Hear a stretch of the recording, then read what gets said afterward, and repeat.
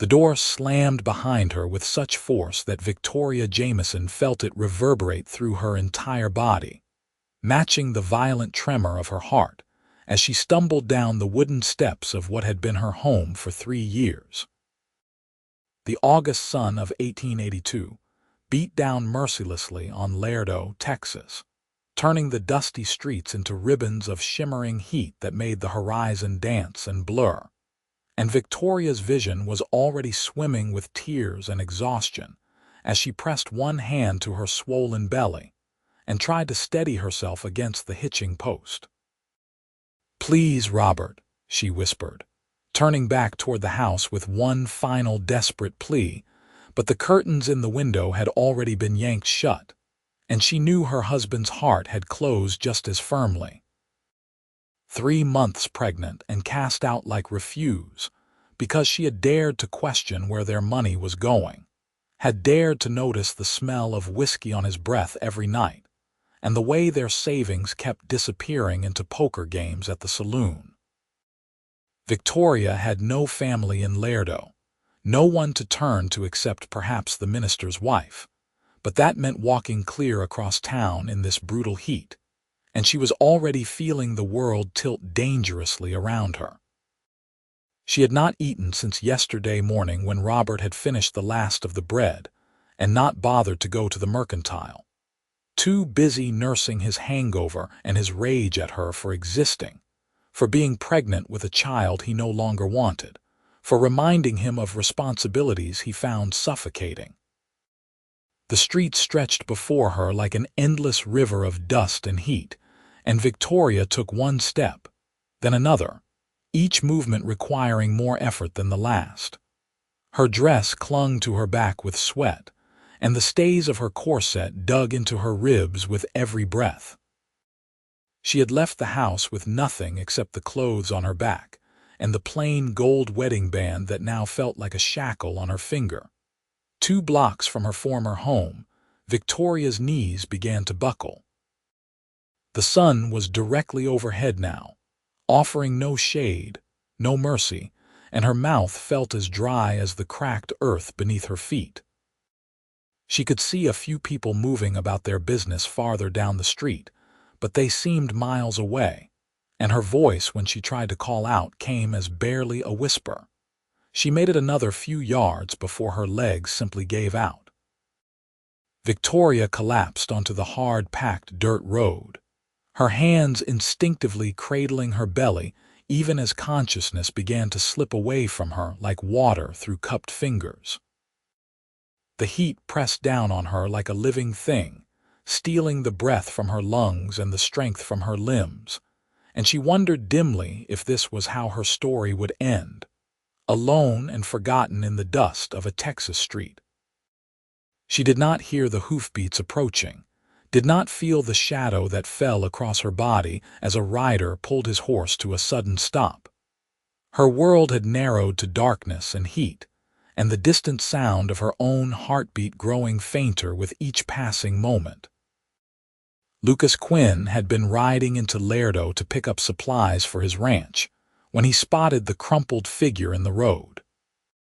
For a split second, he thought it might be a discarded pile of clothing, but then he saw the dark hair spilling across the dirt and the unmistakable curve of a woman's form, and he was off his horse before conscious thought could catch up with action.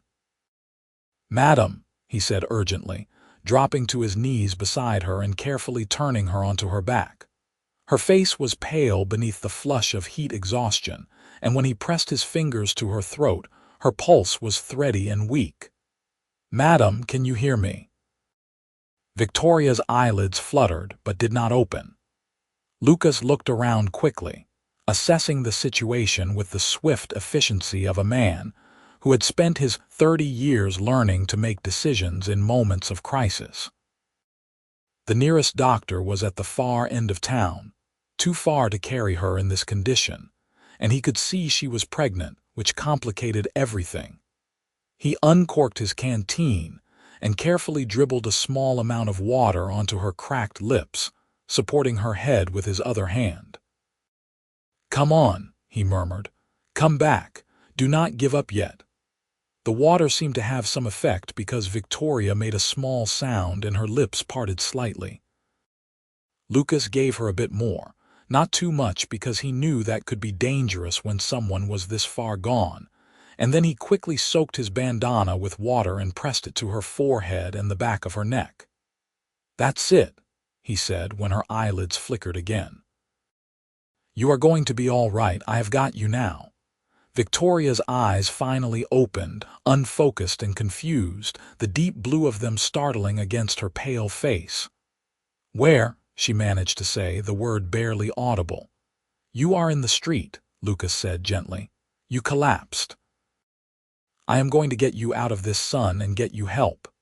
"Can you tell me your name, Victoria?" she whispered, and then her eyes closed again, but her pulse seemed a bit stronger now, and Lucas made his decision. He could not leave her here, could not risk moving her too far, and his ranch was actually closer than town by a good 3 miles if he cut through the canyon trail. He scooped her up as carefully as he could, noting how light she felt despite the pregnancy, and settled her across his saddle before mounting behind her. He held her securely against his chest with one arm while guiding his horse with the other, and he urged the animal into a smooth canter that would not jostle her too badly, but would still get them to shelter quickly. The ride to his ranch seemed to take forever, and no time at all. Lucas found himself talking to Victoria continuously, keeping up a steady stream of reassurance even though he was not sure she could hear him. "Stay with me now. We are almost there. You are going to be fine. I have got you." His ranch house came into view, a modest but well-built structure of adobe and wood with a wide porch that offered blessed shade. Lucas guided his horse right up to the porch steps and dismounted carefully, lifting Victoria down and carrying her inside to his own bedroom, the only room in the house with a proper bed and thick walls that would keep out the worst of the heat. He laid her on the bed and immediately went to work, pulling off her shoes and loosening the collar of her dress. Her breathing was shallow but steady, and he could see the slight swell of her belly beneath the fabric. Lucas had never been married, had never even come close, but he had helped deliver enough calves and foals to understand the basics of pregnancy, and he knew that dehydration and heat exhaustion could be fatal for both mother and child. He brought in a basin of cool water and several clean cloths, and he spent the next hour carefully bathing her face and arms, getting small sips of water into her whenever she was conscious enough to swallow. Gradually, color began to return to her cheeks, and her pulse grew stronger beneath his fingers. It was late afternoon before Victoria fully regained consciousness. Her eyes opened slowly, and Lucas watched as confusion gave way to awareness and then to fear. She tried to sit up abruptly, one hand going to her belly, but he gently pressed her back down. "Easy," he said. "You are safe. I am Lucas Quinn, and this is my ranch. I found you collapsed in the road in Laredo. You have had severe heat exhaustion, and you need to rest." Victoria's eyes filled with tears, and she turned her face away from him. "I should not be here," she said, her voice hoarse. "I should not be anywhere." "You should be somewhere safe," Lucas said firmly. "And right now that is here. Can you tell me what happened? Where is your husband?" The tears spilled over at that question, and Victoria's whole body seemed to crumple inward. "He threw me out," she whispered. "He threw me out, and I have nowhere to go. No money, no family. I was trying to get to the minister's wife, but I could not make it." Lucas felt anger rise in his chest, hot and immediate. What kind of man threw out his pregnant wife? But he kept his voice calm and steady. "You do not need to worry about that right now. Right now, you need to rest and get your strength back. When did you last eat?" "Yesterday morning," Victoria admitted. Lucas stood immediately. "I will get you some food, something light to start. Do not try to get up yet." He went to the kitchen and put together a simple meal of bread, butter, and some cold chicken from the previous night's dinner, along with a cup of weak tea. When he brought it back to the bedroom, Victoria was sitting up against the headboard, her hands folded protectively over her belly, and her expression one of utter desolation. "I cannot stay here," she said as he set the tray on her lap. "It is not proper. You are an unmarried man, and I am a married woman, and people will talk." "People can talk all they want," Lucas said bluntly. "You nearly died today, Mrs. Jamison. If I had not come along when I did, you and your baby would both be gone. I am not about to send you back out there just because of propriety." Victoria looked at him for a long moment, really looked at him for the first time. He was tall and lean, with sun-darkened skin and brown hair that needed a trim, and eyes that were an unusual shade of hazel green. His face was weathered but kind, and there was something solid and reassuring about his presence. "Why are you helping me?" she asked quietly. Lucas sat down in the chair beside the bed. "Because you need help," he said simply. "And because it is the right thing to do. Now please eat. You need your strength." Victoria picked up the bread with trembling hands and took a small bite. It tasted like heaven after so long without food, and she had to force herself to eat slowly, to not make herself sick. Lucas watched her carefully, and when she had finished about half the food, he took the tray away. "That is enough for now," he said. "You can have more in a couple of hours. Rest now." "I do not even know you," Victoria said, but her eyelids were already growing heavy.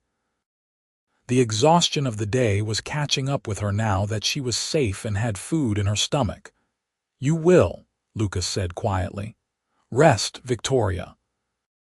She was asleep before she could respond, and Lucas sat beside the bed for a long time, watching the steady rise and fall of her breathing and wondering what in the world he had gotten himself into.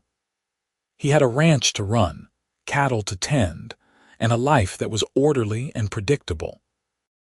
The last thing he needed was a pregnant woman with nowhere else to go complicating everything. But as he looked at her sleeping face, at the dark smudges of exhaustion beneath her eyes and the protective curve of her hand over her belly, he knew he could not turn her away. Whatever her story was, whatever had brought her to that dusty road in Laredo, she deserved better than what she had been given. Lucas stood and quietly left the room, pulling the door partially closed behind him. He had work to do, animals to feed, and a lot of thinking to accomplish. Because keeping Victoria here was going to require a plan, and he had a feeling that her husband was not going to take kindly to discovering where she had ended up.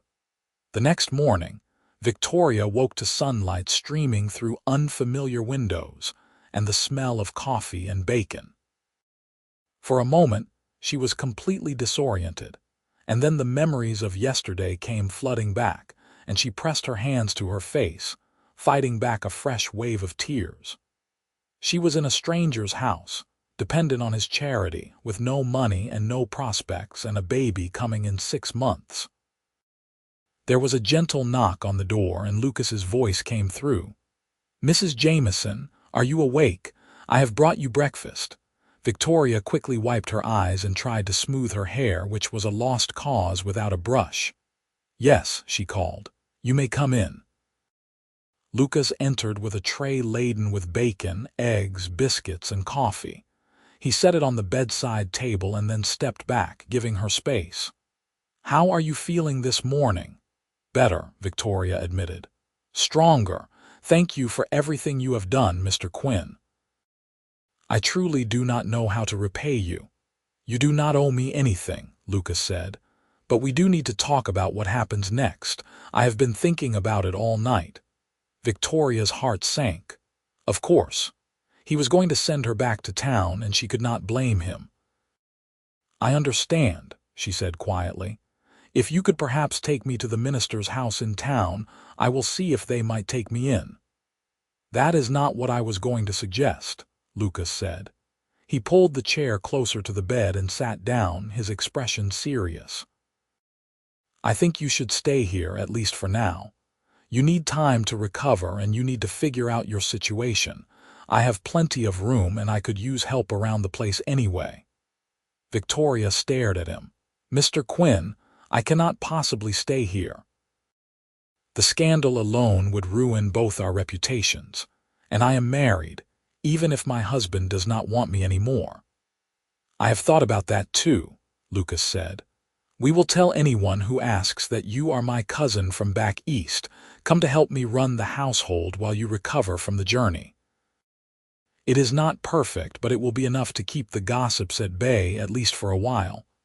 "And when the baby comes?" Victoria asked. "What then?" Lucas was quiet for a moment. "We will figure that out when we get to it," he said finally. "One step at a time. The first step is getting you healthy and safe. The rest will follow."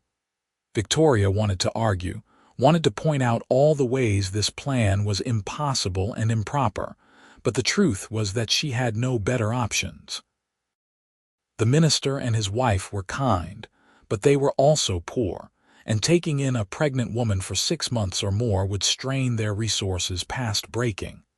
And the thought of going back to Robert, of begging him to take her back, made her feel physically ill. "Why are you doing this?" she asked again.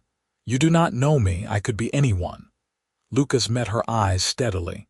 "You are someone who needed help," he said. "That is all I need to know.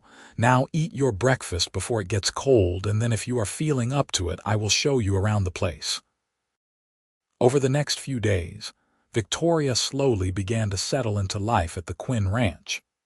Lucas was gone most of the day tending to his cattle and horses, which gave her time to explore the house and begin to make herself useful. The place was clean but sparse, clearly the home of a man living alone, and she found herself naturally beginning to add small touches, rearranging the kitchen for better efficiency, washing the curtains that hung limply in the windows, sweeping the floors properly. Lucas never asked her to do any of this, but he noticed, and she could see the appreciation in his eyes when he came home to find a hot meal waiting, and the house looking more like a home than it had in years. They developed a comfortable routine, eating dinner together each evening and talking about the day, though Victoria was always careful to steer the conversation away from her past and her marriage. But on the 4th night, as they sat on the porch watching the sun set over the distant hills, Lucas finally asked the question she had been dreading. "Do you want to tell me about him? About what happened?" Victoria was quiet for a long time, watching the sky turn from gold to pink to deep purple. "His name is Robert Jamison," she said finally. "We married 3 years ago. He seemed kind back then, hardworking. But after the wedding, things changed. He started drinking, gambling. The money I had brought to the marriage, my inheritance from my father, it disappeared bit by bit into card games and whiskey. When I got pregnant, I thought maybe it would change things, make him want to be better. Instead, it made everything worse. Did he hurt you?" Lucas asked quietly, and there was something dangerous in his voice. "Not with his fists," Victoria said, "but with his words, with his coldness. The morning he threw me out, I had asked him where the rent money had gone. We were 2 months behind, and the landlord was threatening to evict us. Robert said it was my fault for not being a proper wife, for nagging him, for getting pregnant when we could not afford a child. He said he never wanted to see me again, and then he pushed me out the door and locked it behind me." Lucas's hands tightened on the arms of his chair. "He had no right to do that. You are his wife, his responsibility." "I was his burden," Victoria corrected softly. "And now I am yours, and I am sorry for that." "You are not a burden," Lucas said firmly. He turned to look at her, and in the fading light his eyes were intense. "You are a person who deserves to be treated with respect and kindness, and I am glad you are here. I mean that, Victoria." The way he said her name, gentle and sincere, made something warm unfurl in Victoria's chest, something she had not felt in a very long time. She looked away quickly, afraid of what he might see in her face. "Thank you," she whispered. As summer turned to fall, Victoria's pregnancy became more obvious, and Lucas took her into Laredo to see the doctor and pick up supplies. They maintained the fiction that she was his cousin from St. Louis, and most people seemed to accept it, though Victoria could see the speculation in some eyes, the way certain women looked at her belly and then at Lucas and drew their own conclusions. Robert Jamison was apparently still in town, though Victoria never saw him on their visits. Lucas had made discreet inquiries and learned that Robert had taken up with a woman from the saloon and was spending most of his time drinking away whatever money he could scrape together. The house Victoria had shared with him had been rented to someone else. "He has not asked about you," Lucas reported after one trip to town, his voice carefully neutral. "No one has seen him looking for you." Victoria told herself she was relieved, but there was also a deep ache of grief for the marriage she had thought she would have, for the dreams that had died so completely. But that grief was tempered by the peace she found at the ranch, by the quiet contentment of her days with Lucas. They had become friends, true friends, in a way Victoria had never experienced before. Lucas treated her as an equal, asking her opinion on ranch matters, discussing his plans for the future, listening when she talked about her own dreams and hopes. He was patient with her moods when the pregnancy made her emotional or tired, and he was thoughtful in ways that constantly surprised her, bringing her wildflowers from the meadow, making sure her favorite foods were always available, building her a rocking chair for the porch so she could sit comfortably in the evenings. And Victoria found herself looking forward to his return each day, listening for the sound of his horse, feeling her heart lift when she saw him riding up the path. She told herself it was just gratitude, just friendship, but she was beginning to suspect it was something more, something deeper and more dangerous. One evening in late October, as they sat together on the porch with blankets wrapped around their shoulders against the cooling air, Lucas said quietly, "I need to tell you something." Victoria looked at him, noting the tension in his shoulders. "What is it?" "I have been thinking about your situation," he said. "About the baby and what happens after. You cannot keep pretending to be my cousin forever, Victoria. Eventually, people are going to figure out the truth, or Robert is going to come looking for you, or something else is going to happen to force the issue." Victoria's chest tightened. "I know," she said. "I have been thinking about it too. Maybe I should go somewhere else, somewhere far from Laredo where no one knows me. I could say I am a widow, raise the baby on my own." "Or," Lucas said, and then stopped. He took a deep breath and turned to face her fully. "Or you could stay here as my wife." Victoria's breath caught. "What?" "I am saying this all wrong," Lucas said, running a hand through his hair in frustration. "I am not asking you because I feel obligated or because it is the proper thing to do. I am asking because over these past months, you have become the most important person in my life. I look forward to coming home because you are here. I think about you when I am out on the range. I care about you, Victoria, and about your baby. I want to be a family, a real family." "Lucas," Victoria whispered, her eyes filling with tears, "I am still married to Robert. Even if I wanted to accept, even if I felt the same way, which I do, I cannot marry you. It would be bigamy." "We could get you a divorce," Lucas said. "It is not common, but it can be done, especially with abandonment. We would have to go to San Antonio, hire a lawyer, but I have money saved. We could make it happen." "That could take months," Victoria said, "maybe longer, and the scandal would be enormous." "I do not care about scandal," Lucas said intensely. He reached out and took her hand, his thumb brushing over her knuckles. "I care about you, about us. Tell me you feel the same way, Victoria. Tell me I am not imagining this." Victoria looked down at their joined hands and then up at his face, at the hope and vulnerability she saw there. "You are not imagining it," she said softly. "I think I started falling for you that first day when you would not let me give up.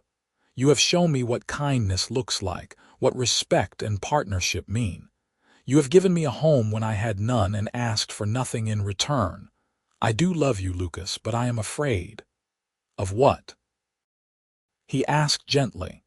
"Of ruining your life," she said, "of bringing you trouble and shame, of not being enough after everything you have done for me." Lucas squeezed her hand. "You could never ruin my life," he said. "You have made it better in every way. And as for trouble and shame, I can handle both. The question is, do you want this? Do you want to be with me, to build a life together?" Victoria felt the baby move inside her, a gentle flutter that reminded her of all that was at stake. She thought about the months she had spent here, about the happiness she had found in the simple rhythms of their days, about the way her heart felt lighter just from being near Lucas. And she thought about the alternative, about running away to be alone, about raising her child without a father, without the love and support she had found here.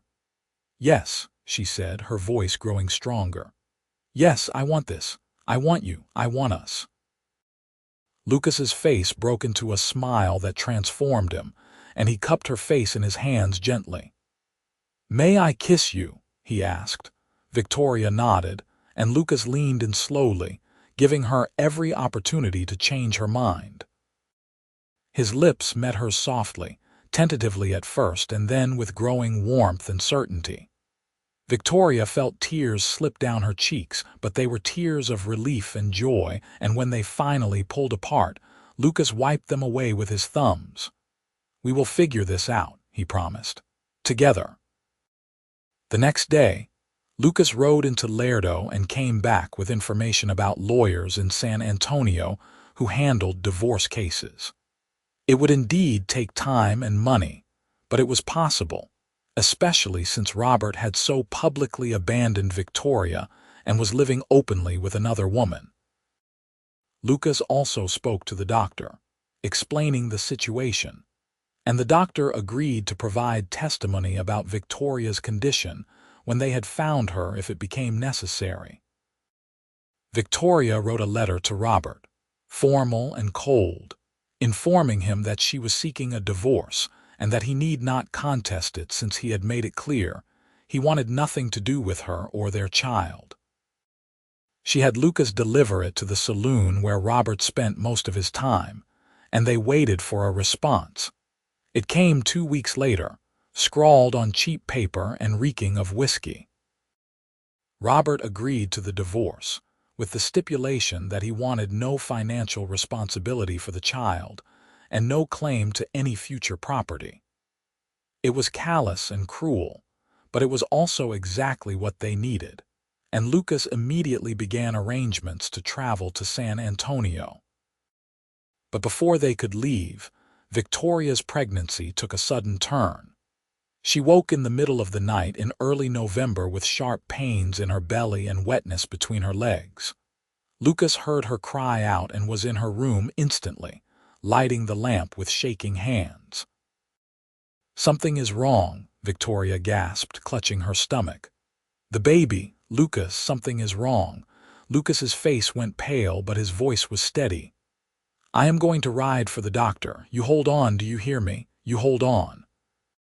He rode harder than he ever had in his life, pushing his horse to its limits, and he pounded on Dr. Harrison's door until the older man appeared, disheveled and irritated, until he saw the panic in Lucas's eyes. They rode back to the ranch together, and Dr. Harrison examined Victoria while Lucas paced the living room, his hands clenched into fists. Finally, the doctor emerged. "It is not labor," he said, "but it is close. She needs complete bed rest for the remainder of her pregnancy, and even then the baby is going to come early. Maybe as soon as a month early." "Will they be all right?" Lucas asked, his voice rough. "I do not know," Dr. Harrison said honestly. The next few weeks will tell, but Mr. Quinn, she cannot travel to San Antonio. She cannot travel anywhere. Any kind of stress or exertion could bring on premature labor, and that could be fatal for both her and the child. Lucas nodded slowly, his jaw tight. Then we wait, he said. The divorce can wait. Everything can wait. Dr. Harrison looked at him shrewdly. You care about her. She is family, Lucas said simply, but the doctor could hear the depths of emotion beneath those words. Then take care of her, Dr. Harrison said, and call for me immediately if anything changes. The next month was the longest of Lucas's life. He barely left the house except to do the most essential ranch work, and he hired a couple of local boys to help with the rest. He spent his days caring for Victoria, bringing her meals, reading to her, sitting beside her bed and talking about everything and nothing just to keep her mind off her fears. Victoria chafed at the enforced inactivity, but she could feel the baby's movements growing stronger, and she knew the doctor was right. Her body was not quite ready yet, and the baby needed more time. So she stayed in bed, and she let Lucas take care of her, and she fell more deeply in love with him with each passing day.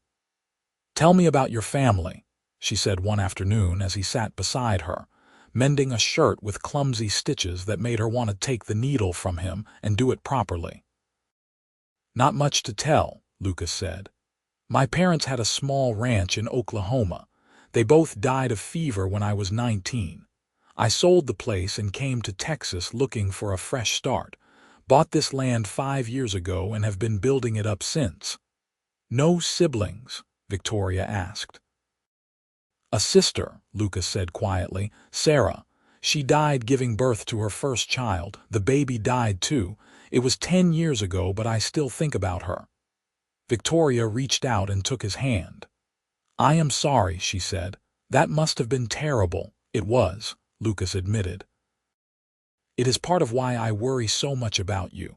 I know too well how dangerous childbirth can be.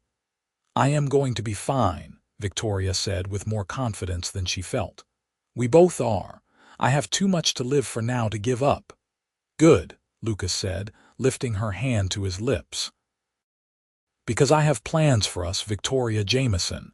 Big plans. Tell me, she said, smiling. Well, Lucas said thoughtfully, once the baby is here and you are recovered, and once we have that divorce sorted, I am going to marry you properly. Big ceremony, nice dress, the whole town invited. The whole town, Victoria laughed. That seems like a lot. They need to know you are mine, Lucas said with a grin. No question about it, and then we are going to raise this baby together and maybe have a few more when you are ready. Build this ranch into something we can pass down to our children. Our children, Victoria repeated softly, loving the sound of it. I like that. Me too, Lucas said. More than I can say. Victoria went into labor on a cold December night, 3 weeks before Christmas, and nearly a month earlier than the doctor had hoped. Lucas heard her cry out and was beside her in seconds, and then everything became a blur of activity. He rode for Dr. Harrison again while his hired hand's wife, Mrs. Martinez, came to stay with Victoria, and then it was hours of waiting and pacing and praying. The labor was long and difficult. Victoria was exhausted from weeks of bed rest, and the baby was small and not quite ready. Dr. Harrison worked steadily, his face grim, and Mrs. Martinez held Victoria's hand and spoke to her soothingly in Spanish, encouraging her through each contraction. Lucas was not allowed in the room, which nearly drove him mad. He stood outside the door, listening to Victoria's cries of pain, and he made bargains with God, with fate, with anyone who would listen. He would give anything, do anything, if she and the baby could just survive. It was nearly dawn when he finally heard a different sound, the thin, reedy cry of a newborn. Lucas's knees went weak and he gripped the doorframe to keep himself upright. A moment later, Dr. Harrison opened the door, his face tired but smiling. "You have a son," he said, "small but strong. He is going to make it." "And Victoria?" Lucas asked urgently. "Tired but well," Dr. Harrison said. "She is asking for you." Lucas pushed past him into the room. Victoria was propped against the pillows, her hair damp with sweat and her face exhausted, but she was smiling as she held a tiny bundle wrapped in blankets. Lucas approached slowly, his eyes fixed on her face, and then on the impossibly small baby in her arms. "Lucas," Victoria said softly, "meet your son." Lucas felt his throat close with emotion. "My son," he repeated. He sat carefully on the edge of the bed and looked down at the baby's red, wrinkled face, at the tiny fists waving in the air. "Hello, little one." "He needs a name," Victoria said, looking up at Lucas with tears in her eyes. "I want you to choose it." Lucas thought for a moment, his hand gently touching the baby's soft head. "Samuel," he said finally, "after my grandfather, Samuel Quinn." "Samuel Quinn," Victoria repeated, trying it out. "It is perfect." Dr. Harrison cleared his throat. "I will leave you three alone," he said. "But Mrs. Jamison, you need rest. And Mr. Quinn, that baby needs to stay warm. Premature babies are delicate." "I will take care of them both," Lucas promised, and he meant it with every fiber of his being. The next few weeks were a blur of sleepless nights and constant worry. Samuel was tiny and fragile, and every time he cried or slept too long, Lucas and Victoria panicked. But slowly, gradually, the baby began to gain weight and strength. Dr. Harrison visited regularly, and Mrs. Martinez came often to help Victoria, who was recovering slowly from the difficult birth. Lucas had never known he could love someone he was not related to with such fierce intensity. But he felt it every time he held Samuel, every time he watched Victoria nursing the baby with such tender care. This was his family now, these two people who had come into his life so unexpectedly, and he would protect them with everything he had. In late January, when Victoria had regained her strength and Samuel was thriving, Lucas brought up the subject of the divorce again. "We need to finish this," he said. "I want us to be married before spring, Victoria. I want it to be legal and official. I want everyone to know that you and Samuel are mine." "Then let us do it," Victoria agreed. She was ready now, ready to close the door on her past and step fully into her future with Lucas. Lucas hired a lawyer from San Antonio to come to Laredo, and the man drew up the divorce papers with Robert's signed consent. The process took 2 months of legal wrangling and paperwork, but finally, in late March of 1883, Victoria received the official decree declaring her marriage to Robert Jamison dissolved. She burned the papers in the fireplace that night and watched the flames consume them, and she felt lighter than she had in years. Lucas stood beside her, his arm around her waist, and Samuel slept peacefully in the cradle Lucas had built with his own hands. "It is over," Victoria said quietly. "No," Lucas corrected gently. "It is just beginning." They were married 2 weeks later in the small church in Laredo.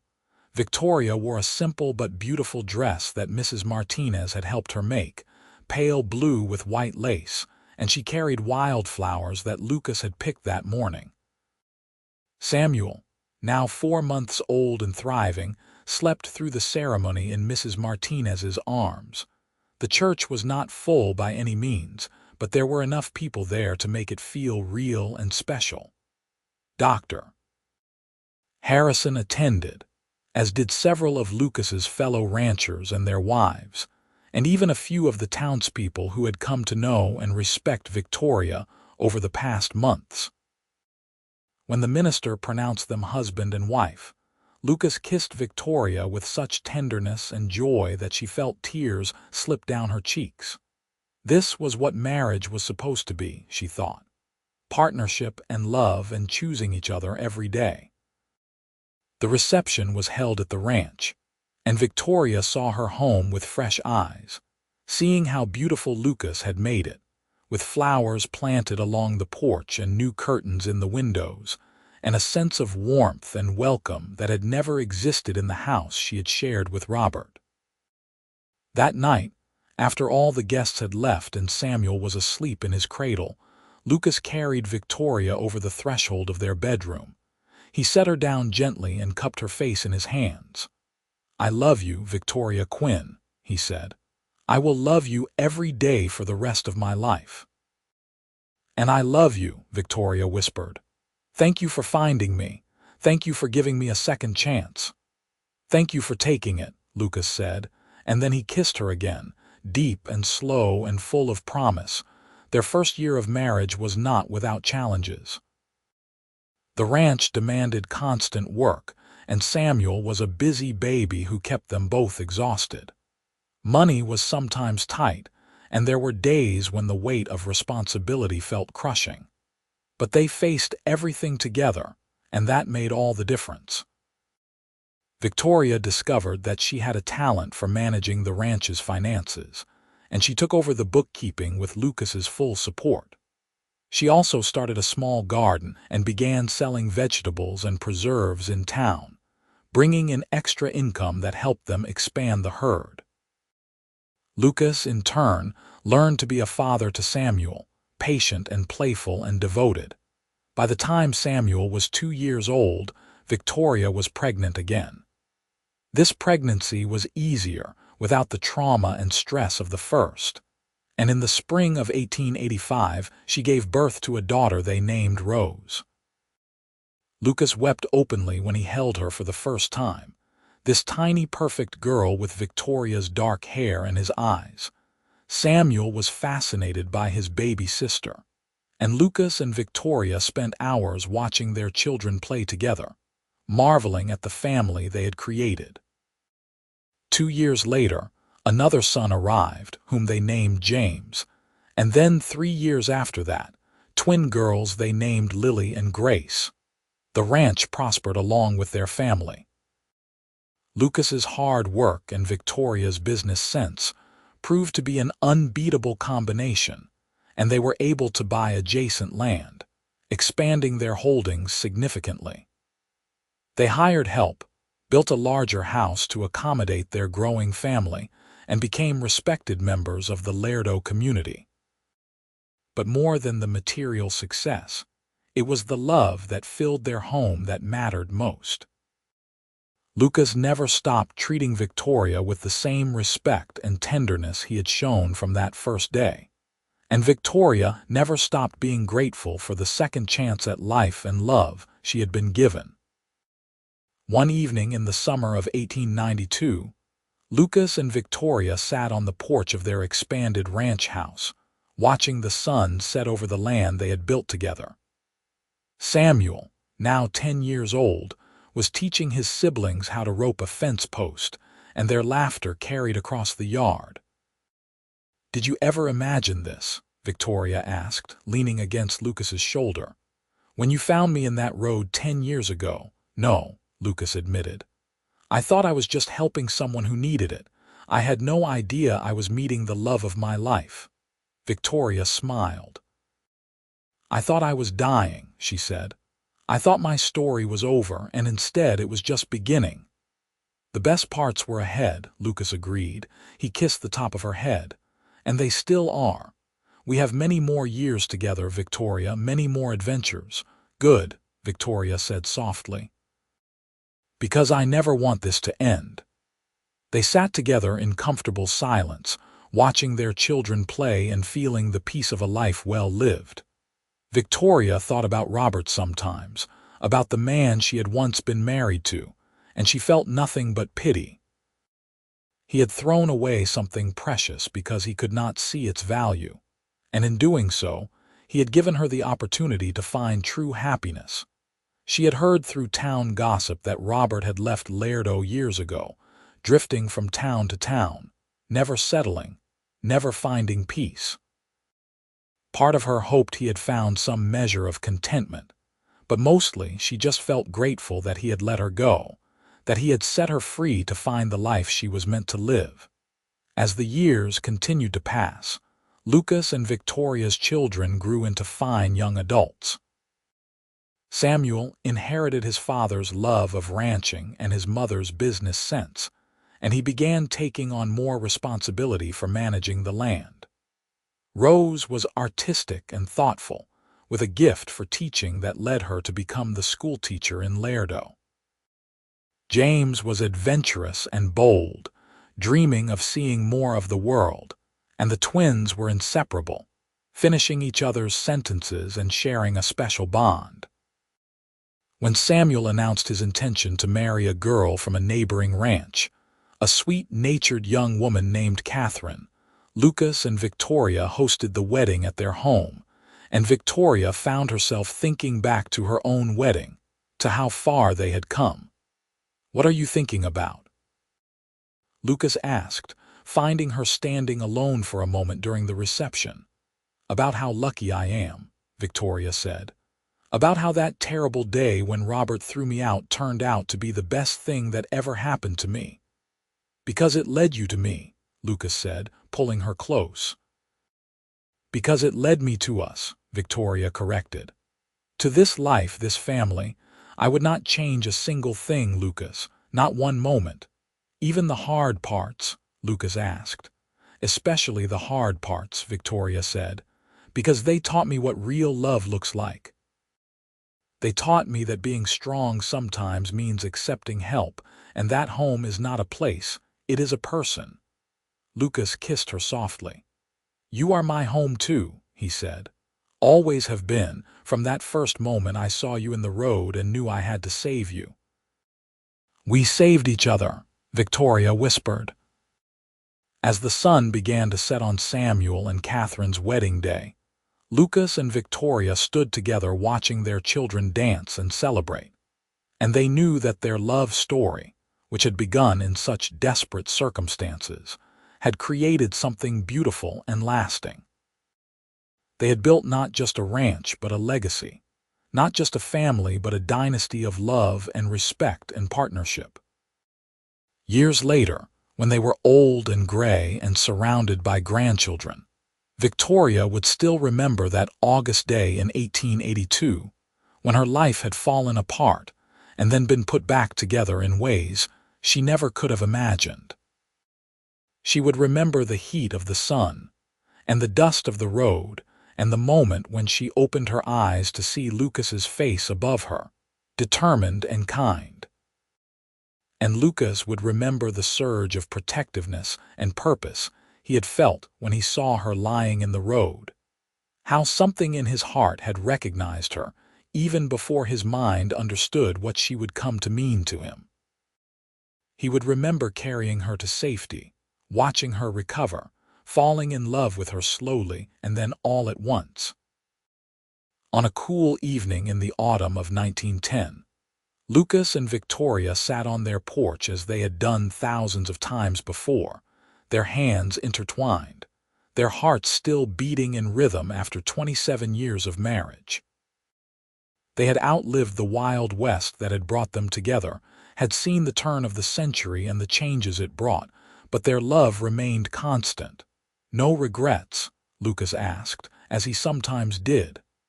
"Not a single one," Victoria answered, as she always did. "You gave me everything, Lucas. A life, a family, a love I never dreamed possible. You gave me the same," Lucas said, "and I would find you in that road again 1,000 times over, would choose you every single day for the rest of my life. And I would let you," Victoria said with a smile. "I would always let you." They sat together as the sun set on another day, on another year, on a life filled with more love and joy than either of them had ever thought possible. The ranch would continue to thrive under Samuel's care. Their other children would find their own paths and happiness, and the Quinn name would be spoken with respect and affection in Laredo for generations to come. But more than any of that, Lucas and Victoria had found what everyone searches for: a love that transforms, that heals, that endures. They had found each other in the darkest moment, and together they had built a life filled with light. And on that evening, with their children and grandchildren gathering inside for dinner, with the land they loved stretching out before them and the sky painting itself in shades of gold and crimson, Lucas and Victoria Quinn knew that their story had been worth every struggle, every sacrifice, every moment of uncertainty. Because in the end, love had won. Love had been enough, and they had found their happily ever after, not in spite of the difficult beginning, but because of it, because they had learned to fight for each other, to choose each other, to build something beautiful from the ashes of what had been lost. As they rose to join their family inside, Lucas helped Victoria to her feet with the same gentle care he had shown that first day, and Victoria smiled at him with the same trust and love she had felt when she first opened her eyes and saw him above her. Their hands remained clasped together as they walked into the warm, light-filled house, into the embrace of the family they had created, into the beautiful life they had built together, one day and one choice at a time.